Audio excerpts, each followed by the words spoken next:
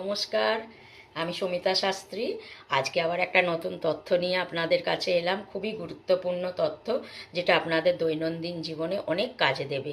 এই টিপস টোটকাটা সেটা হচ্ছে যে অনেক সময় দেখা যায় আপনি ভালোই অর্থ উপার্জন করছেন, ভালোই রোজগার করছেন, সব কিছু আপনার ঠিক আছে, কিন্তু যে কোনো কারণে আপনার অর্থটা খরচ হয়ে যাচ্ছে। হয়তো রোগভোগের জন্য হয়ে যাচ্ছে, হয়তো কোনো দুর্ঘটনা ঘটলো তার জন্য হয়ে যাচ্ছে, হয়তো কেউ ধার নিয়েছে দিচ্ছে না তার জন্য হয়ে যাচ্ছে।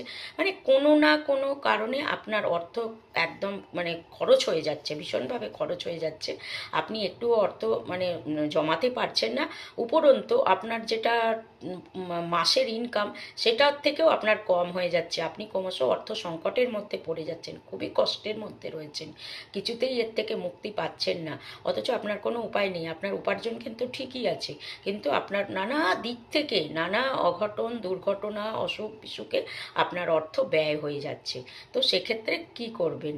সেক্ষেত্রে আপনারা এটাই করতে পারেন যে আপনারা প্রত্যেক সোমবার করে মহাদেবের সকালবেলায় উঠে মানে উপোস করলেন, স্নান করলেন, কাঁচা বস্ত্র পরলেন, মহাদেবের চরণে মহাদেবের লিঙ্গের ওপরে আপনারা তিল,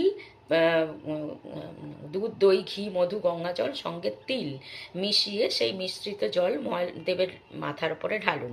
এবার সেটা ডাইরেক্ট ঢালবেন না, প্রথমে বেলপাতা নেবেন, সেটার মসৃণ দিকটা মহাদেবের মাথার উপর রাখবেন, রেখে তার উপরে ওই পঞ্চামৃতের সঙ্গে তিল মিশ্রিত জলটা ঢালুন।